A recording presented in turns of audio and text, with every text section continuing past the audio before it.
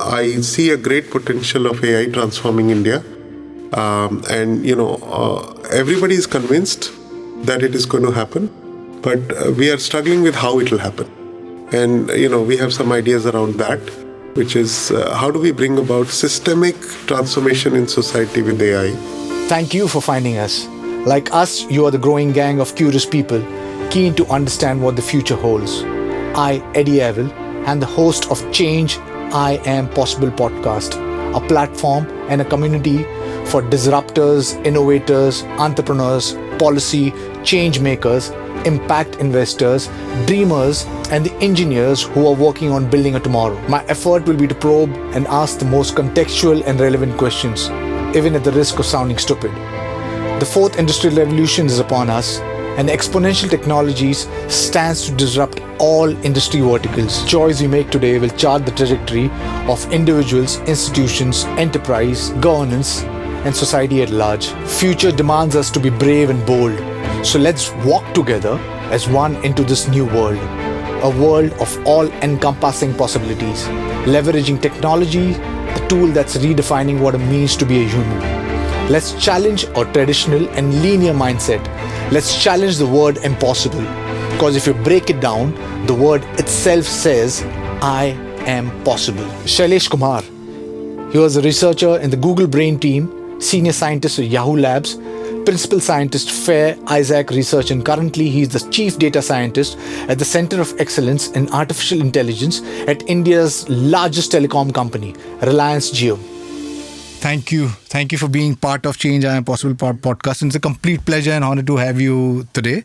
So let's just start by this. As the chief data scientist of Jio, what does your role entail and what got you most excited for the move to join to Jio? Yeah, so, over the last 18 years, I've been seeing a very nice transformation of companies and businesses from what I call automation businesses to data businesses to AI businesses. Right. And I love to help in that transition for different companies. Right. And I've seen how Google has transitioned from being a search engine to an AI company. And, now, companies like Ola and Jio are also making that transition from being what I call data companies to AI companies. Right. And so my role there is to look at all the different businesses within Reliance Industries and find out opportunities of where we can make better decisions. And better could mean, more personalized decisions, more proactive decisions, more real-time decisions, and more intelligent decisions than what a human would be able to do at a manual scale, right? So that's kind of my role. And I'm also looking at another charter, which is how do we build AI for the Indian context, which is, Indian languages, Indian speech, accents, knowledge graph, and how do you help the lower strata of the society which have not yet seen the benefits of AI. Right. The farmers, the teachers, the doctors in the villages and all of that.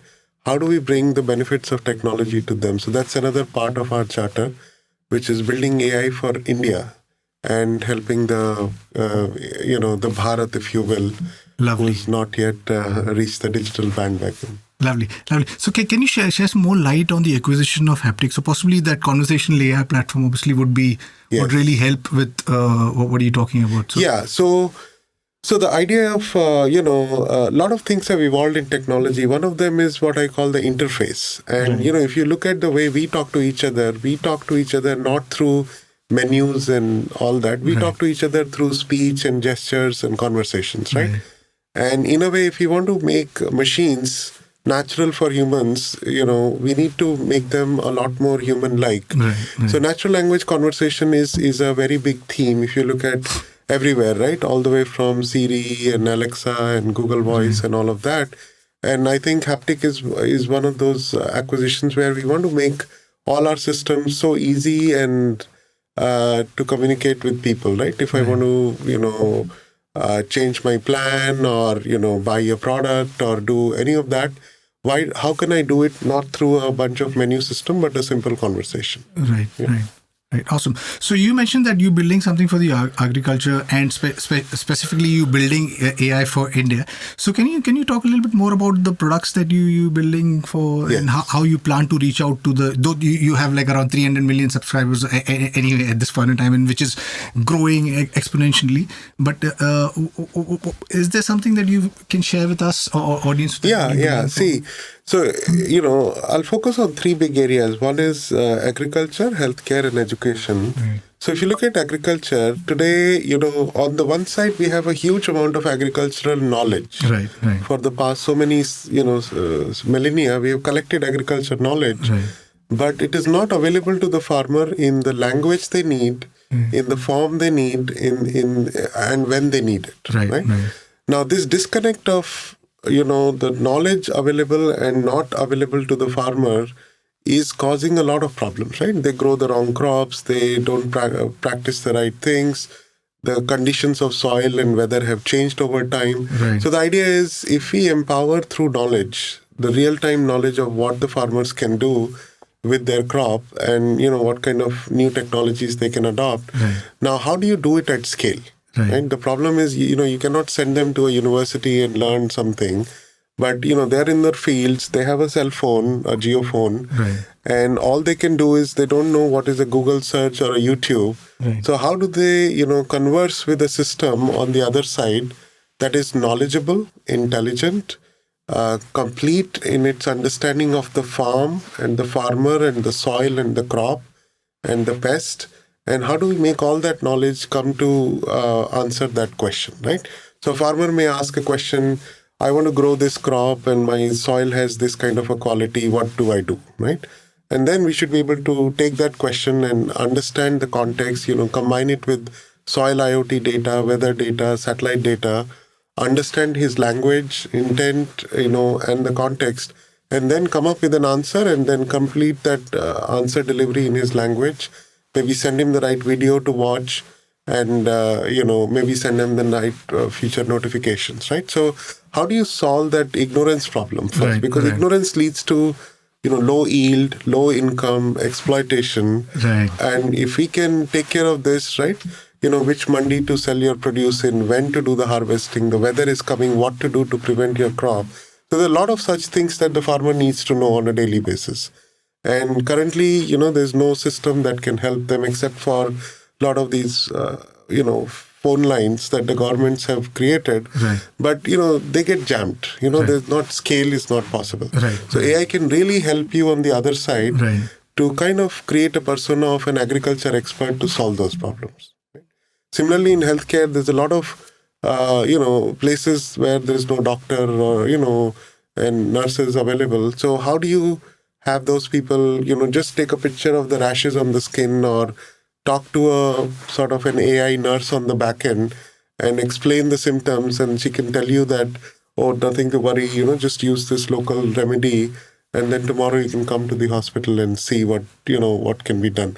So things like that, right? How do you create a virtual nursing system, a virtual agriculture expert, and similarly a virtual education system, so that access to all these things are easy now for everybody, right? And one of the promises of the digital industrial 4.0 revolution is to bring about not just content and data, but also intelligence to the masses. Exactly. At that scale. Exactly.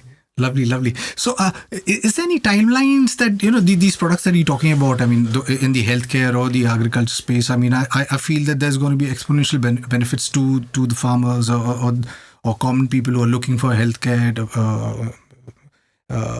Is there any timelines of these things, these products? Yeah, see, these are very large-scale products, right? In terms of both complexity and scale and diversity of languages in which they have to be rolled out and all of that. Right. And the building blocks you have to perfect before we get there, right? So I think small wins over a period of time will happen. I am seeing, if you look at the Niti Aayog paper on AI, they started talking about AI for good and all of that. Right. There are a lot of startups that are working in these areas, right? In all these three areas. Right. And they're working at different levels, right? So some are building sensors, Right. some are building, cloud infrastructure, some are building content. Right. And I think we all need to get together to solve the big problem. Right. Individually, we can look at these smaller pieces, but these problems are too big to be solved by one little vertical off it at a time, right? So if I want to create the entire electronic health record for all Indian citizens, it's not a startup problem, it's a huge problem, right? Exactly. The governments and the big companies of the world can probably take care of that. And then, individual companies can bring in, I do X-ray diagnosis well, or I do blood tests well, or I do something else well through AI, and they can plug in their things into the overall system, right? So these are very systemic things. It's kind of like infrastructure, right? When you need to build roads, you need to have a big plan. You need to have contractors to do individual things. So this is the new infrastructure, right? Digital infrastructure, AI infrastructure for the country. And you similarly need that kind of a mindset, right? To have a big vision and have lots of people contribute to it to create the entire infrastructure for AI. Right. So, you know what? Internationally, obviously, there are these people like OpenAI, which Elon Musk was drived, and there's few others who are trying to drive this conversation where the group, everybody can come together and create. But do you think in India we lacking that? Or is there something which is? No, I think in India, naturally, we are prone to do things for the society. We are a lot more philanthropic thinkers than capitalist thinkers. And when I talk to a lot of entrepreneurs and all that, their heart is in the right place, except that, the VCs are not funding these kind of things, or, the big companies are not taking that kind of a risk, because everybody asks the business model question first. And I think once we wean off of that mindset, right? And now even the government has announced this 7,500 crore budget for AI and all of that, right? So I think, a lot of companies and people and governments are now not looking at AI as a commercial money-making enterprise, but as a society transforming AI system.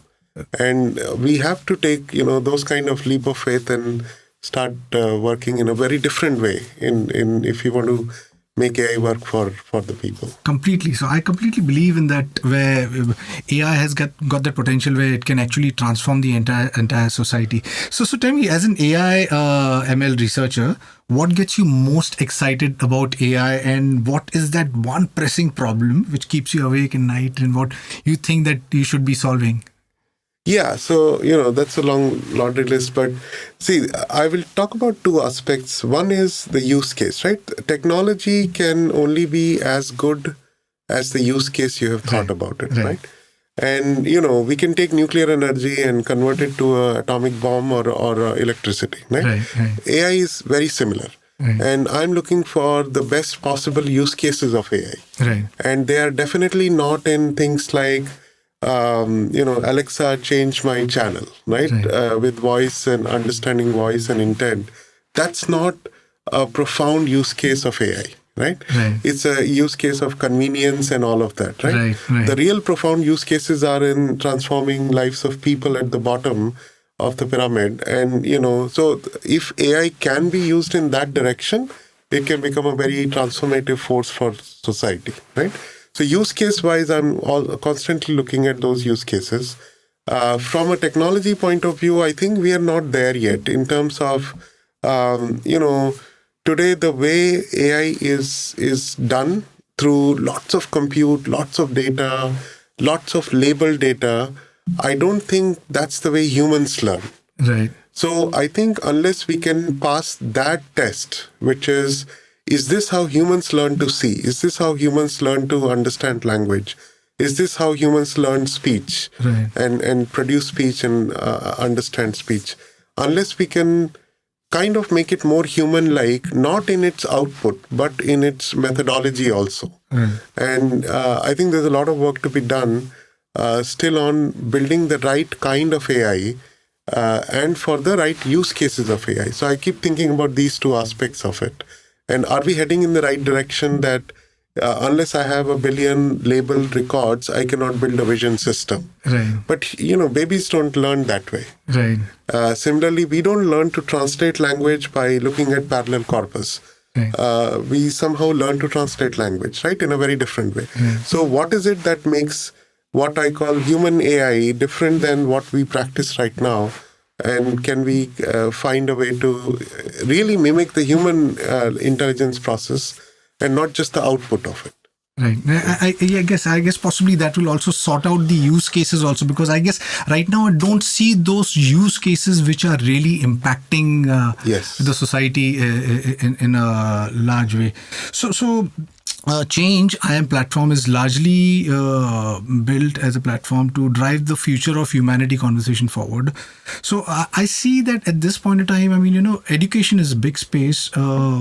Which maybe needs the help of AI. Though we have these huge amount of free online knowledge which is already available on the internet, and I think education is ripe to be is waiting to get disrupted because it's so expensive. As a parent, like I have to constantly think about, this is the budget which I have to keep for my kids' future education. But on the other side, you have these MOOCs which are free online. Yes. The internet is. So do you think is the problem is because there is already education free which is already available online, but is there a barrier which is stopping us from going online and seeking the education, or we're so used to that physical structure of education that we see and we hold that? Do you see? Yeah, I think the idea of what is a classroom, the idea of what is a teacher, and the idea of why we should get educated, all of that has to be questioned in the new era, right? The how and the why of education. Right. And I think that today's education system is like this 200-year-old system that was created to actually produce clerks who can take orders, do exactly what they need to do on a factory floor. This was the genesis of today's education system, which we're still following. Today, we need a different kind of education system that can enable creativity and first principle thinking, and not, mugging facts and regurgitating them to pass an exam, right? So the purpose of education has to be changed, because if I can Google search anything, I should not have to remember it, period, right? If I have access to information the way we have today, why should I have to keep it in my brain and memorize it, right? I should be doing higher order cognitive things and, philosophy or art and, those kind of creative activities, right? And so I think that is one aspect, that why we should educate our kids. After 200 years, if we are still educating them to just get a job and a degree, we have not evolved in our education thinking at all, right? How we should do it? We are doing a one-size-fits-all education, right? Every kid has to learn exactly the same topics in the same order throughout the country, written in the same way for all children. And education is one of the most personalized learning journey. Supposed to be, because we are all different. All children are different. Their learning styles are different. The way they absorb knowledge is different. Some are more experimental. Some are more abstract thinkers. You just cannot have a one-size-fits-all system for education. But there's no personalization whatsoever at this point in time. No. So that's where the whole thing is going now, right? See, personalization is one of the ways in which AI is transforming everything, right? Today, you can personalize your home screen on YouTube, on LinkedIn, on Twitter, and everything. How come we don't have a personalized education system, right? So the idea is very straightforward. We have content. But we don't know which content will work for which child. So there's content on one side, children on the other side. If I know the learning style of the kids and the teaching style of the content, and I can do a match, right? That will be another kind of a match between, children and education. Today, every kid knows a certain concepts well. They don't know a certain set of concepts well. And this is uniquely different for every child. Can I personalize the curriculum and say, look, you are ready to learn this topic, you are ready to learn this topic, right? So why should every kid learn the same topic? Because they can access the videos anywhere anytime, and they can just, if they are guided with what you should learn next, which content you should consume next, and what problem you should solve next in the homework. Why should every kid get the same homework? And if I can solve these 3 personalization problems, and that's what we're trying to do with companies like Imbibe and others, where we are saying, how do we personalize education to this level that, imagine a device that keeps observing your behavior on the education app and not just throwing content at you. Go watch this video, do these 5 problems. What about the feedback loop, right? And if I create the feedback loop and learn and adapt, we will still finish all the topics, but the order in which we do it may be different. The content we'll use for every kid will be different, but they'll still learn, how to pass the 10th grade and the 12th grade.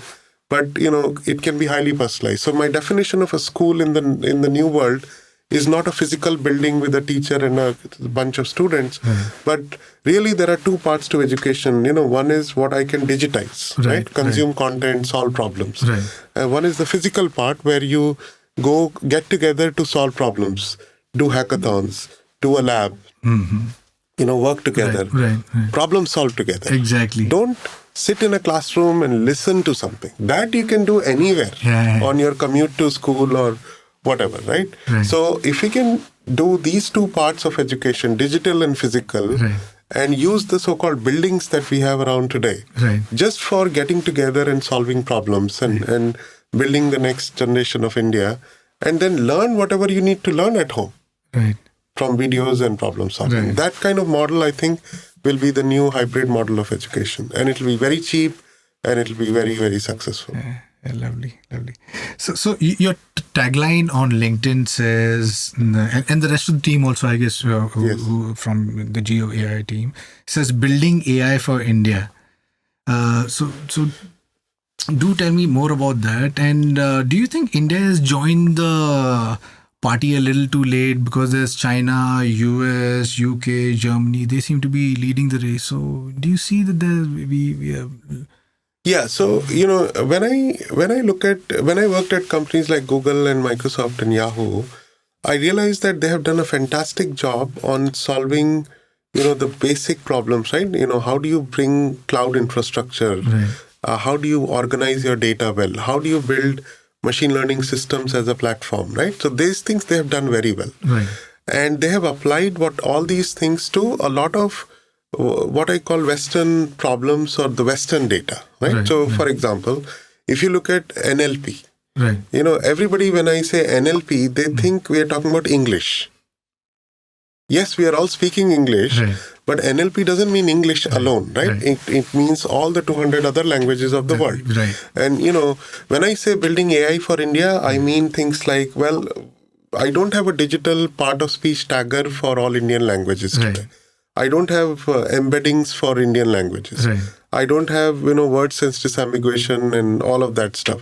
So the stack for NLP has been built so well for English and Chinese, but not at all for a lot of Indian languages. Somebody has to build it, right? So Googles of the world are working on a lot of Indian languages because they see a great market here. And, for the same reason, we need to build that, right? Similarly, when I see face recognition software, for example, right? So it is trained on a lot of people from, either the Chinese countries or the Western countries. But that model is not going to work in the Indian context because it's not trained on the Indian faces. Same thing is happening in the medical world. A lot of studies that happen in the medical world happen in the Western context, right? The what do you call them, the case studies and clinical trials, right? But they're not done in the Indian context. But the medicines are sent to India also. So I think India's participation cannot be just about sending software engineers and AI engineers to these multinational companies to keep doing this kind of stuff. We have to start thinking about what AI can do for the Indian context and what is lacking, which is already done well in the Western context, but not done well here. How do we bridge that gap? We don't have a universal machine translation system among Indian languages. One of the primary goals of Niti Aayog, for example. Imagine what that can do to interstate commerce and communication, for example, right? Yeah. So there's a lot of potential to do AI in India. And I keep talking to people and say, look, India will definitely benefit from AI a lot, but I think AI will benefit from Indian use cases a lot more. Because if you start thinking about autonomous vehicles in India, right, or speech recognition in Indian context, which is accent changes every few hundred kilometers, right? How do you do that? Or, the noise in the background, and how do you recognize speech? We were doing something in Ola where we wanted to recognize speech of drivers in a car, in a road, real world example. Right. Now that is a complex problem compared to simple problems like speech in a home environment or a pure whatever accent, right? So I think AI will be challenged a lot if we start applying it to a lot of Indian contexts, both from technology and use case point of view. There's a lot of potential for what AI completely agree, because in India, especially just the autonomous vehicles over here, where the people, they put their hands out for signal, the AI has got to go bonkers.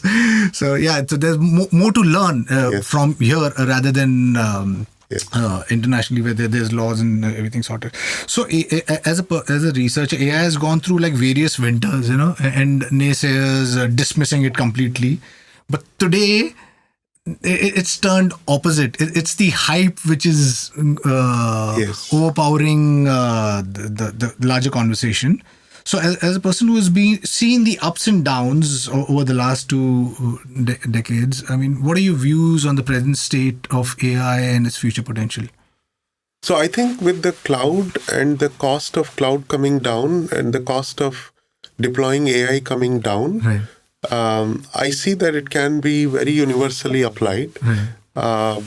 So one is bringing the cost down, right? Back when backpropagation was invented, the computers were too slow to try it. And now, because of that winter, it was not an AI winter, it was more of compute winter, which was causing the AI winter. And now the compute winter is over, so the AI winter is now over, right? But I think there's a lot more to be done on how do you bring that much of AI into the edge devices, into the IoT devices and all of that. So there's still a lot of work to be done. Sensors are evolving. So we're going to get better and better sensors like, health sensors and Fitbit and all of that. So as sensor technology grows, as edge computing grows, the same AI which is done in the cloud can come to the edge, to the network, right?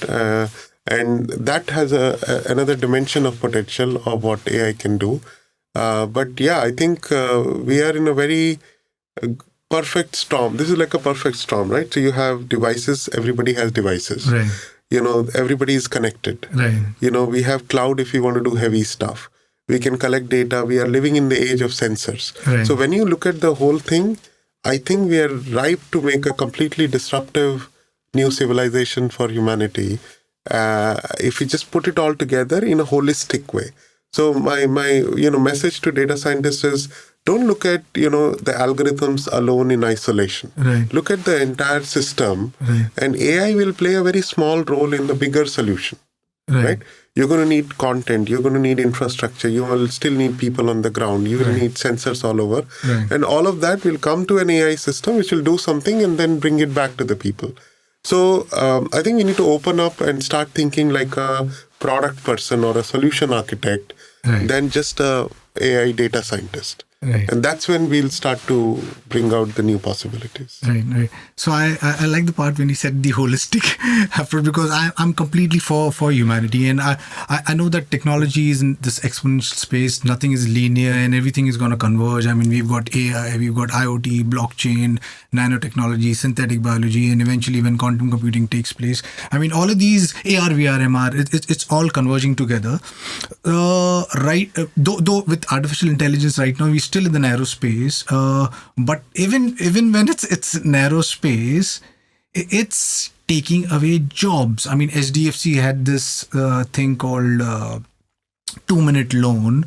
Your industries such as your banking, your manufacturing, your shipping and packaging, is getting automated. There's autonomous cars, which is just around the corner, and artificial intelligence. Obviously, I mean, every startup and company wants to adopt it. You don't have to pay them. there's no salary. There's no bonus. There's no holidays. There's no way a human can compete with a machine. I see a future where humans are going to start losing job in a big way. Is anybody looking at solving that problem where AI is going to cause that disruption? Yeah, so let me take another stab at this, right?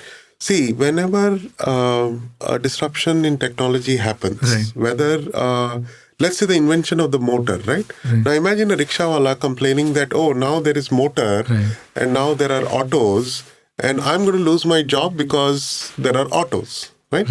Now autos can do a lot faster, better, and they can serve more people. They can bring in a lot more efficiency.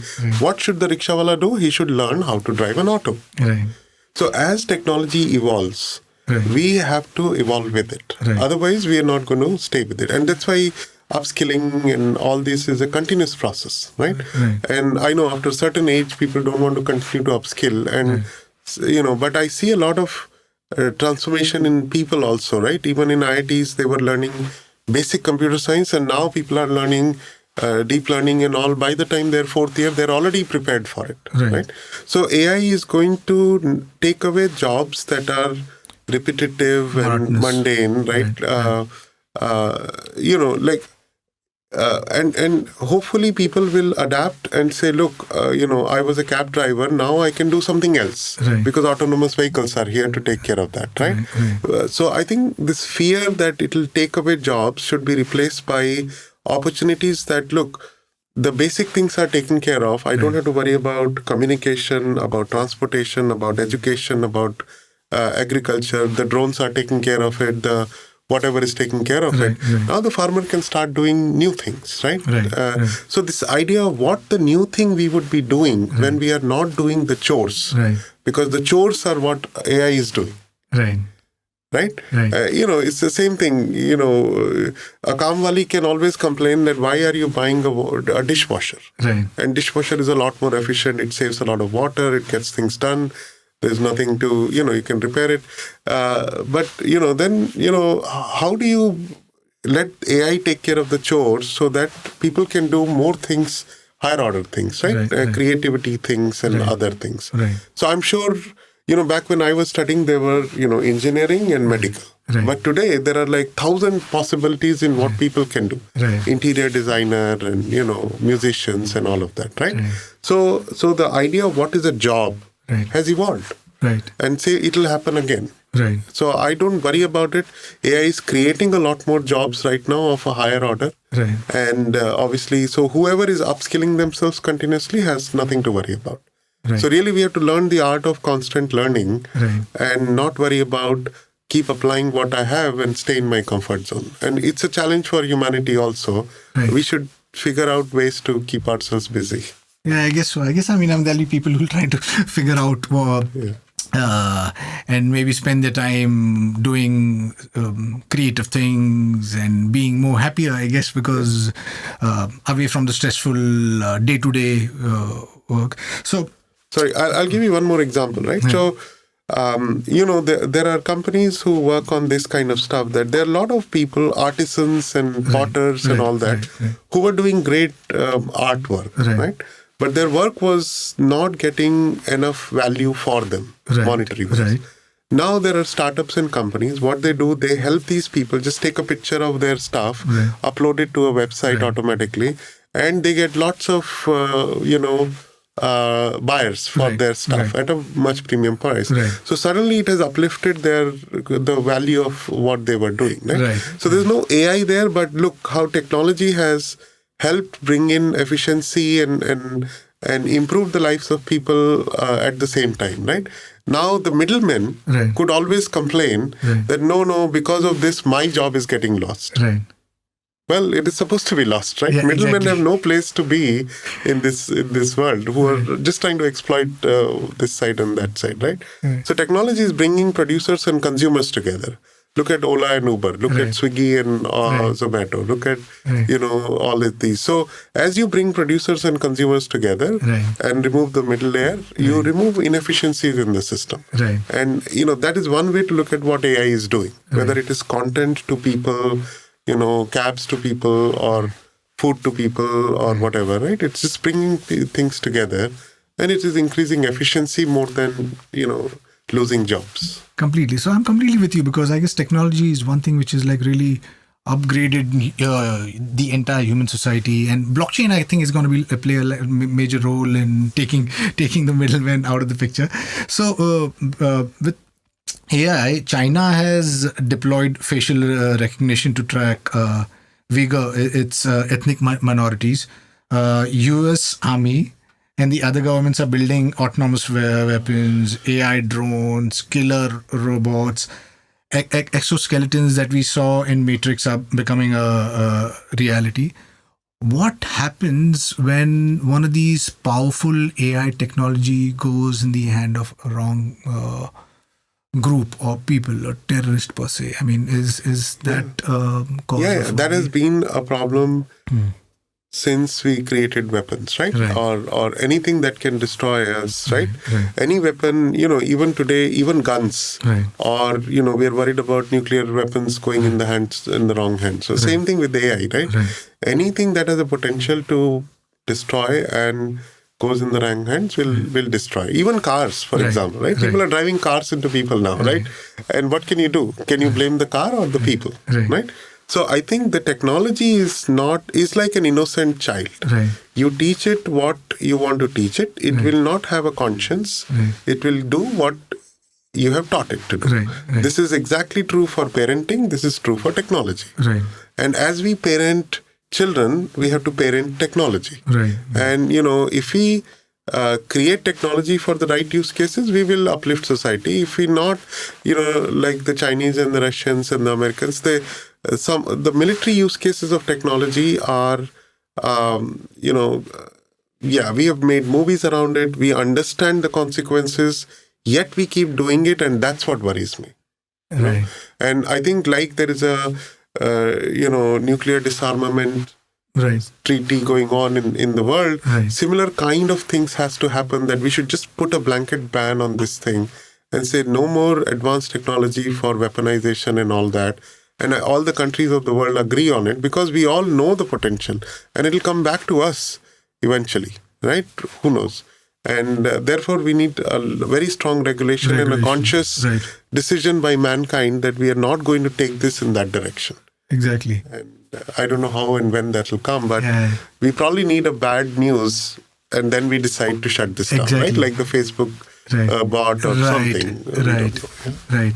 Right. So, Nick Bostrom, the guy who first came up with the theory of the simulation theory, that we are all in a simulation. He's done a new paper which is called the Vulnerable World Hypothesis, where he says that he suggests that technology through generation, through humanity, he's saying are like these balls. White balls, grey balls, and black balls. White balls being signifying good technology, grey signifying the mix, not so bad but okay, and black being the technologies which have the potential to destroy humanity. And somehow through human race, we have managed to pull out the white balls out of these technology urns. What according to this paper says, that we picked out these white balls, which are good for humankind, and some grey ones. But till now, we haven't picked out one of those black balls which has got the potential to destroy human race. So there's these people like Elon Musk and many others, global leaders, are saying AI is the existential threat. What are your views on that? Yeah, see, AI is not the existential threat. The person who is going to use it to destroy us is the existential threat. So I think we need to focus on, educating people about the ethical aspect of technology. Right? Even a cell phone can destroy, with all the radiation if you use it 24/7. Right? So again, I think never it is the technology that is to be blamed. It is always the person behind the technology that is to be blamed. If I'm drunk and driving like crazy and killing people, the car is not at fault. Right? The BMW is not at fault. So the idea is that technology, if we want to make it a white ball all the time, it is the human behind it that will choose to make it a white ball or a black ball. And unless we focus on the human side of the story and only keep talking about technology, we are not going to solve the joint equation. And the joint equation is people have to be sanitized to the virtues and the disasters of what is possible. And people have to be taught to do the right thing. So unless humanity uplifts itself ethically and morally, we are not going to, we have the potential to destroy ourselves. So, power has to be given to people who understand the consequences of it. Power cannot be given to people who can use it recklessly. That's why we have driving tests and all of that. Similarly, AI should not fall in the hands of those kind of people, or we should have less and less of those kind of people in the world through, ethical education and moral education that and I think outsourcing my ability to think and calculate and navigate to technology, we have seen the consequences that when Google Maps came out, it's a great tool, but people have lost their sense of direction. Nobody knows where north is anymore, right? So if we keep outsourcing, right, when calculators came, we don't know how to calculate by hand anymore, right? In mind anymore. So yes, when we outsource mental capabilities, we lose a lot of human capabilities because we have not practiced them anymore. We are not practicing them anymore. And that kind of danger at the small micro level to all the way to, the destruction level, I think we need to look at the entire spectrum of what it is doing to us. So being a technologist, a lot of technologists out there actually keep their kids away from technology because they understand the consequences. And so I think we need that awareness, and that education around how to deal with technology. Like we have awareness on how to follow the laws on the traffic and all of that.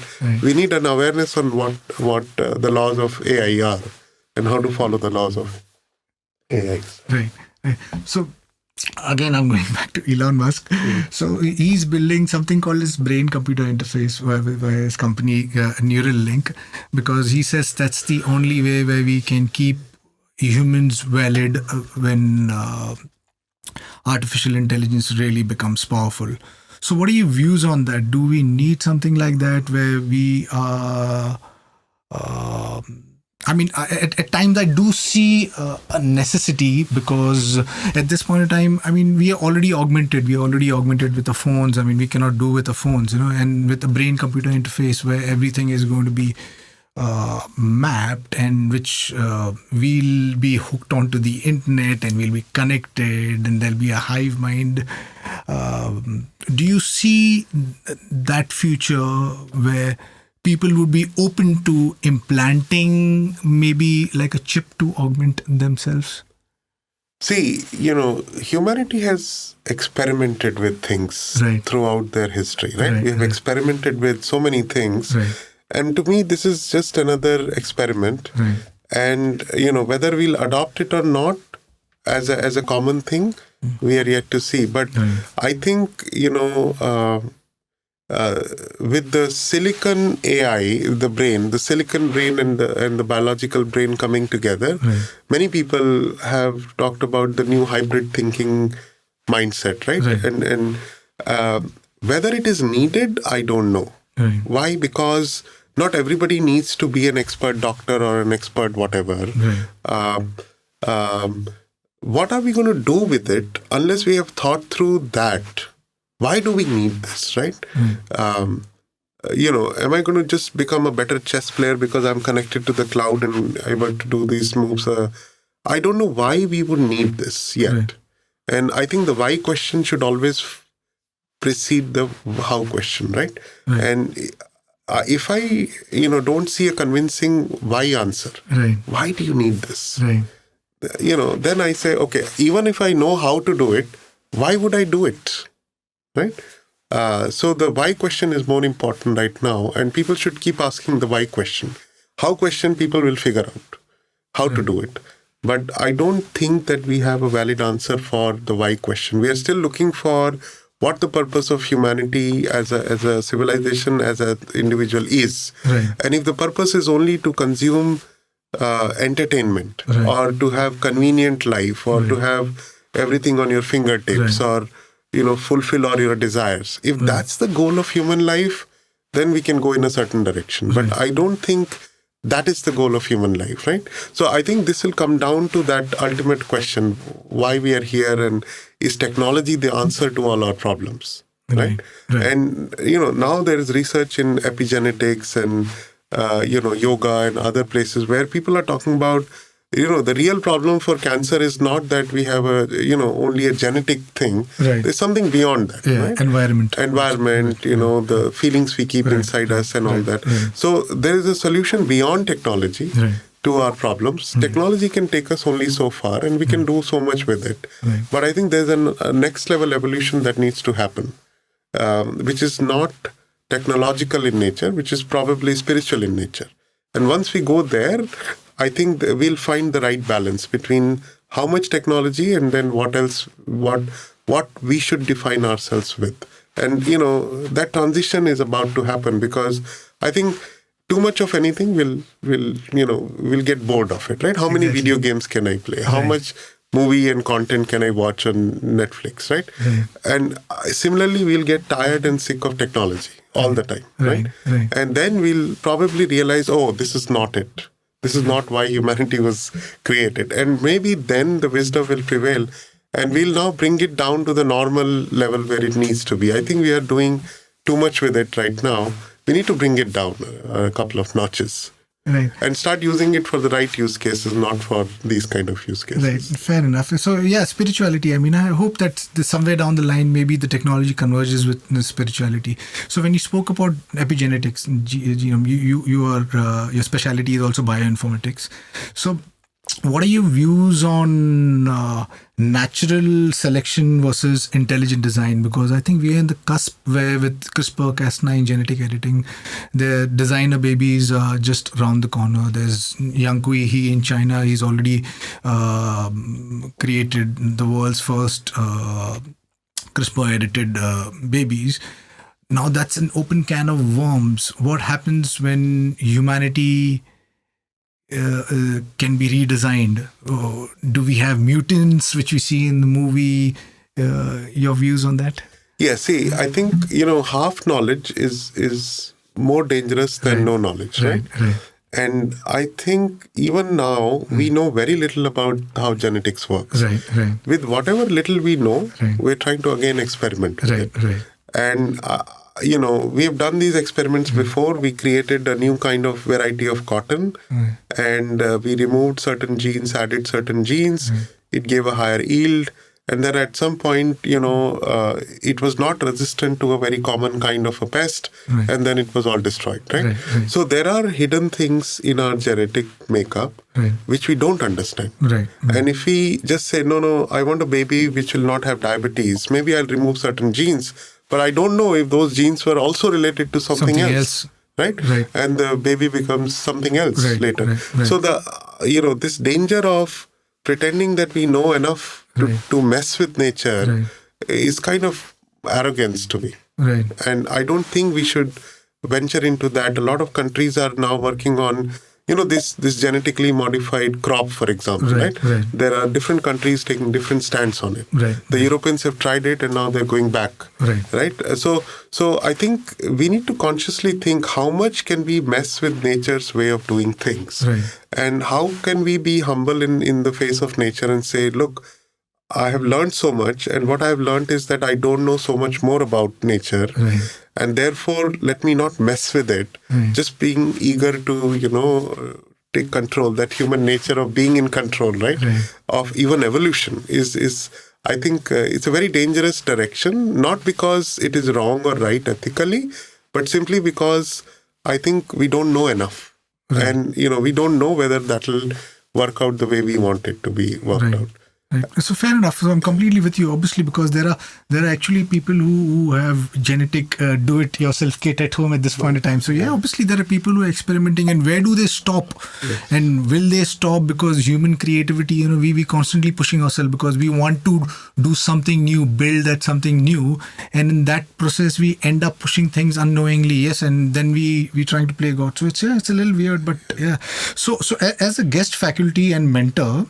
So I'm sure you have really influenced thousands of students, entrepreneurs who look up to you and who as a teacher. So who do you look up to? Is there somebody that you... Yeah. I've had great, teachers and role models. So, and I really believe we are a product of our role models and mentors, right? And, I had the opportunity to work with...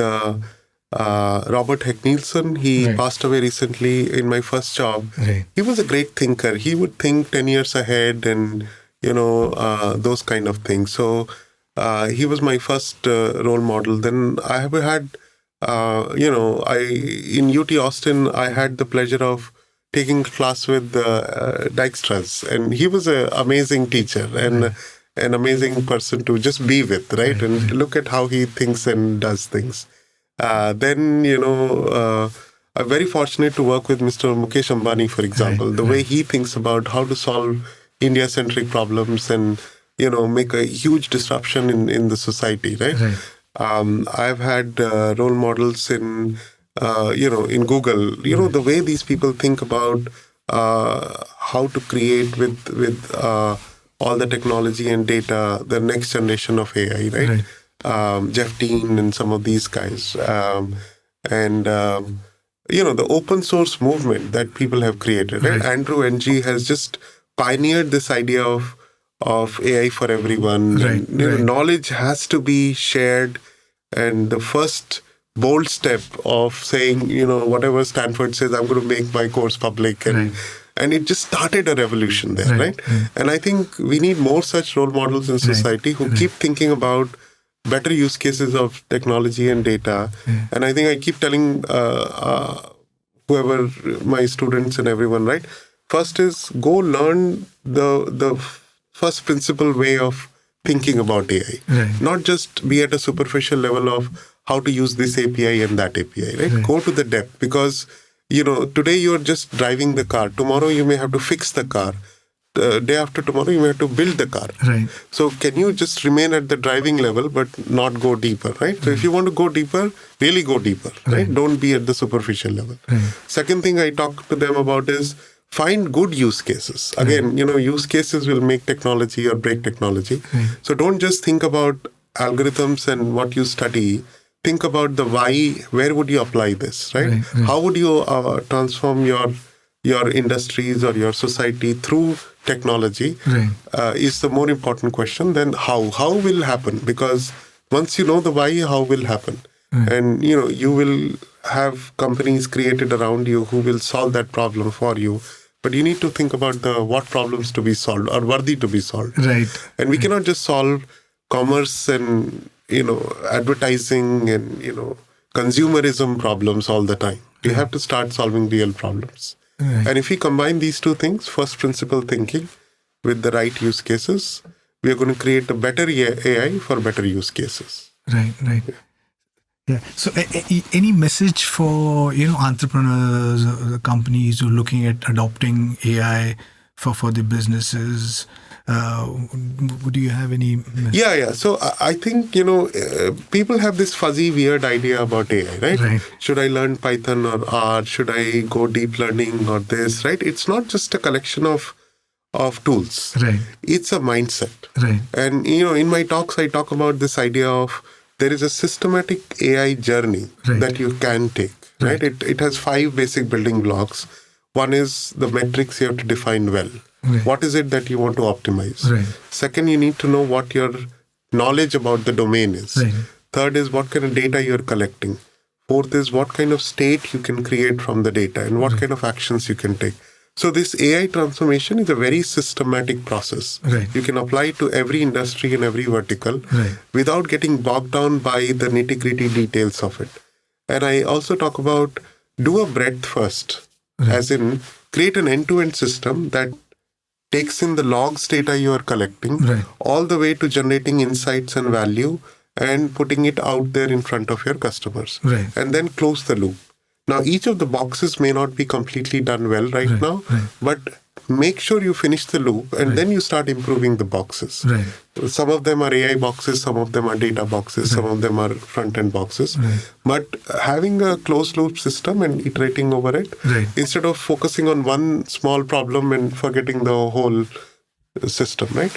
So I think, a breadth first, production first, AI. Right. I've seen many companies build great models, but they don't know how to deploy it in their production systems, right? We've seen it in all the way from Google to Ola to Reliance, that, we can take the data out in a separate system, build something, but then what? Right. How does it go back into production? So think production first. Right. And say, I'm going to put the worst model possible, but it'll work in production. Then I'll improve the model and all that. So these kind of principles are very useful to adopting AI quickly into your system. And another thing is, don't bring a data scientist 3 years after you have done your startup. Right. Bring the guy first, early, as early as possible, because anyway, you're going to become an AI company eventually. Right. And unless you have the foresight of what data to collect now, you will miss on a lot of important, useful data if you bring in data scientists towards the end or later. Right. So AI should not be an afterthought. Right. It should be a first thought and say, look, I may not have data enough to build an AI system now, but I need to start thinking about it right from day one, because the logging system I am building is not just for fixing bugs and creating reports. It is going to collect all the data I'm going to need in 2 years from now to make my AI system AI-centric. Right. So that kind of thought process cannot happen when you just have product managers and engineers in the room. You need data scientists early on in the room to make that kind of call, right? So that, start early, that kind of stuff. Right. So one last question. So what are your views on AGI? Do you think it's possible? And if yes, what are the timelines that you see and what are the impact on humanity? Yes, so I think people have solved very specific problems in different verticals. And I think they have solved them not in the way humans would do, right? So unless we fix that, so I had a debate with one of the very senior person in one of the companies. They wanted to understand, reading comprehension. So you read a passage and you answer a bunch of questions. And we had a big debate around, look, understanding the text in this paragraph requires you to have a domain knowledge, the general knowledge, the common sense knowledge of the rest of the world. So you can relate to this paragraph. So today, what we have done in specific AI is read this paragraph and answer these questions without the context knowledge at all. Exactly. And general AI is going to be what I call a knowledge graph always present, the data always projected onto the knowledge graph and back, and so that the common sense reasoning is a given. Today it is not a given. Today it is an effort. So unless we get to that level where we are, not just building individual models for individual types of data, but seeing the common, framework where all this fits in and then goes down and then fits in. So, for example, NLP is not just about taking a bunch of text documents and doing something with it, unless you have what I call a knowledge-aware NLP. That means I already have certain knowledge. Now, given that, I'm going to interpret the next data. I'm not going to just interpret the next data. I will always have some knowledge, on top of which I will interpret the next thing. This thinking is going to take us to general AI. AGI. Right. And, once we get there, I think, that'll be a different level of AI altogether. And I'm both scared and looking forward to it. Right. So do you think AGI would require, would it happen with classical computing, or would you need to take the next step to quantum computing to get into AGI? Well, I think compute will be required, more compute will be required, but not in the way we are thinking of compute now. Right. It'll be more of parallelly explore many possibilities simultaneously and converge. And when our brain does that, we do this, but we very quickly converge. So in a way, we are a very large parallel computer, but we are also, focused and pay our attention to the right thing very quickly. Right. Similarly, I think we're going to need compute, but compute alone is not the bottleneck here. I think it needs a different kind of AI thinking evolution, which is what I just talked about, right? We keep saying, let's start with data and do something. I keep saying, no, start with what you already know. Then take the data, project it onto the knowledge, and then do something. It's a different kind of thinking. And I'm, unless we wean ourselves to the current way of doing AI, here is my label data, here is my neural network, let me train it on that. That is not how, So now if you look at transfer learning, for example, or reinforcement learning, or, the GANs and all that, the new kind of, they are kind of heading in that direction. But we are still limited by here is my data. Because today, we should not think in terms of data limitations. At all. We should think in terms of knowledge limitation, right? There's this entire template I need to fill. What is filled, what is not filled. And then I fill it, and then what is the reasoning layer on top of it? That should become a natural thing. Like our auto-associative memory and reasoning works naturally. As soon as I see a flower, I automatically think of 5 things.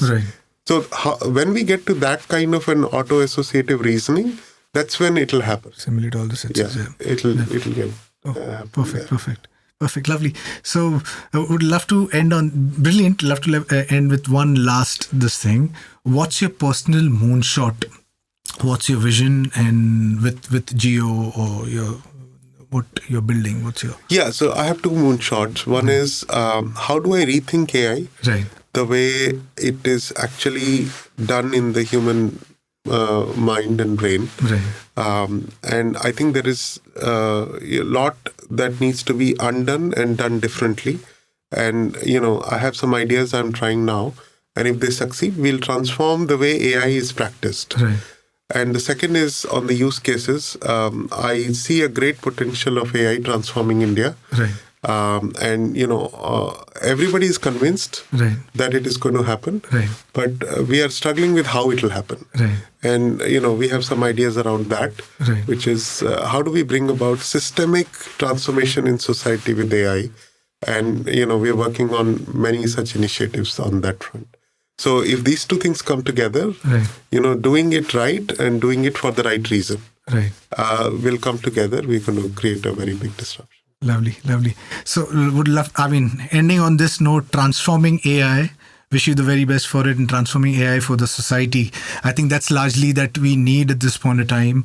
It was a pleasure talking to you. Thank you. And I take so much from this, and I'm sure you guys will take so much from this conversation. You will have Mr. Shailesh Kumar's LinkedIn and his social profile. I will link it below. If you like what you see, please press the subscribe button. Thank you for joining us, and we'll see you